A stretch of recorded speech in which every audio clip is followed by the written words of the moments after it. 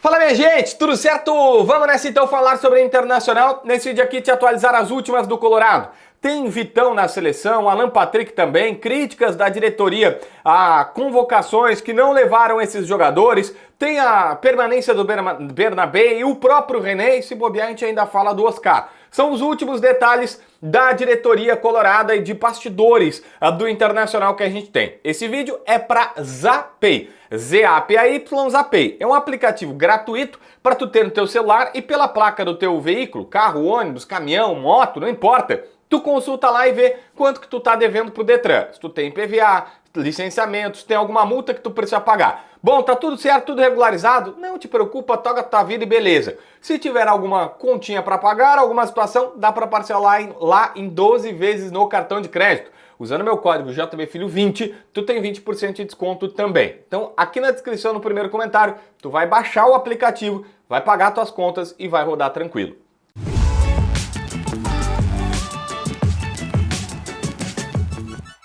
Gente, vamos lá. Começa com o Vitão, tá?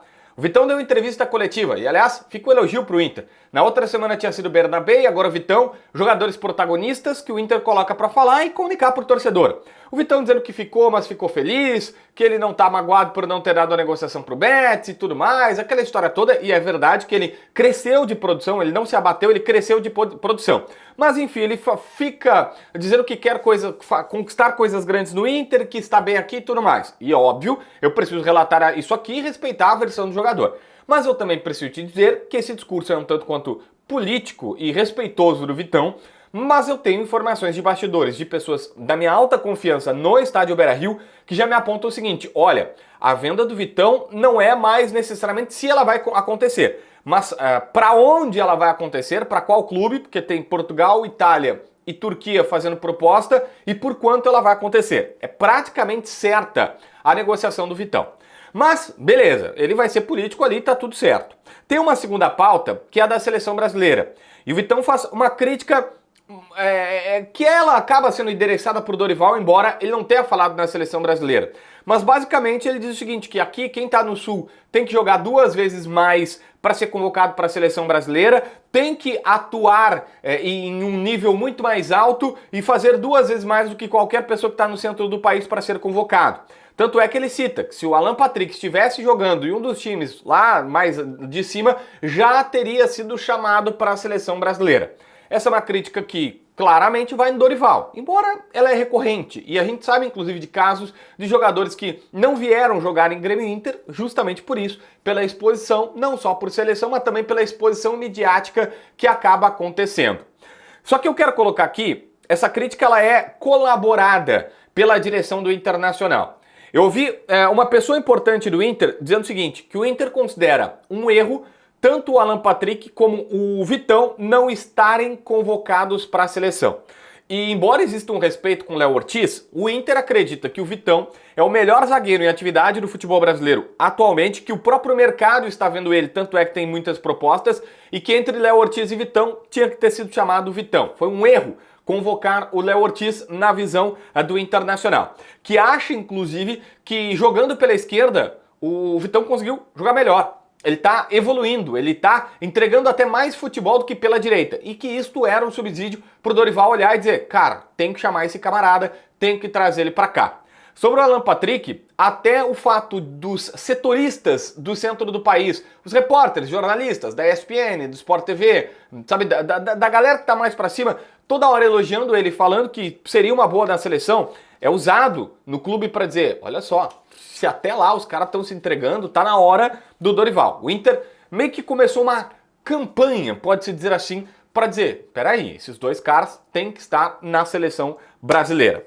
Gente, deixa eu falar aqui sobre Bernabé e René, porque tem novidades sobre eles, tá? O presidente Alessandro Barcelos esteve ao vivo nos estúdios do Nando Gross. Todo mundo sabe quem é o Nando Gross, né? O Nando Gross se assumiu Colorado, tem um muito bom canal no YouTube, recebeu o presidente Alessandro Barcelos numa conversa e o presidente deu 2 informações interessantes que eu quero colocar aqui. A primeira sobre Bernabé. Ele explicou de fato que a cláusula de compra do Bernabé ela é impagável, que o Inter em alguns casos não faria isso e que vários momentos não fez isso de contratar um jogador que não teria como comprar depois, mas que eles resolveram arriscar e até relembrou o caso, dizendo, olha, com o Vitão nós arriscamos, era um contrato de 3 meses, ele está aí até hoje. Com o Borré nós arriscamos para fazer um contrato e depois forçar a vinda, ele conseguiu vir antes.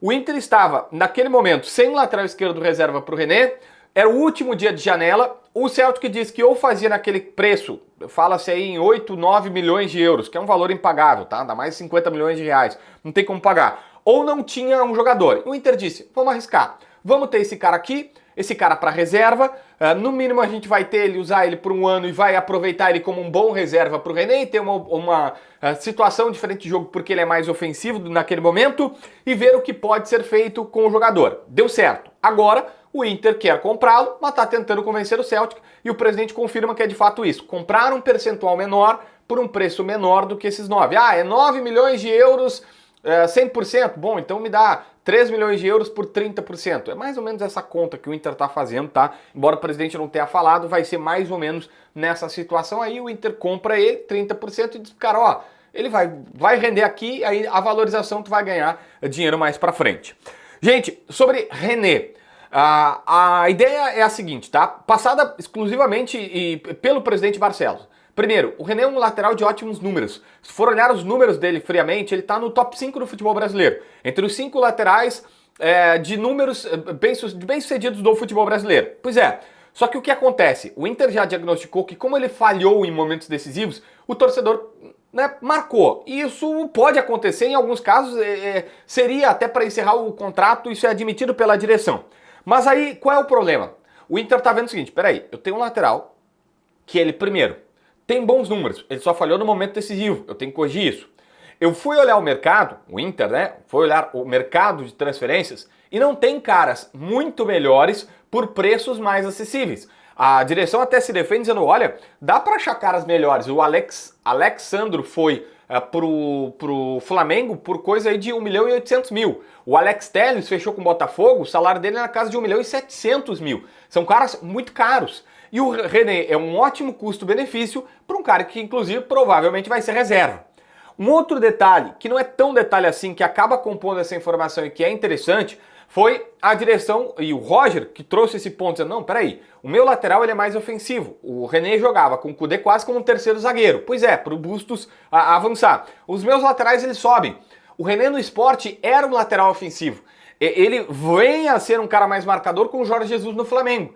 Então o que acontece? Ele sabe fazer a parte ofensiva. E agora, Roger Machado está treinando o René para que ele saiba, ou que ele reviva esta situação que ele sabe fazer de jogar, de ir mais para frente, de tentar ir mais para ataque. E que isso está sendo trabalhado também para que ele se adeque, se adapte à forma de jogar do novo treinador e tudo mais. Então, ótimos números, tem que corrigir uma situação importante que é de falhar em momentos capitais, mas o Inter acha que vai falhar, o mercado não tem outras opções e o René se encaixa no modelo de jogar do Roger. Tudo isso deve compor uma renovação e esta é uma justificativa que a gente tem para que ele permaneça. Beleza? Se inscreve no canal, assina a notificação, deixa teu like, comenta aqui embaixo para ver mais vídeos.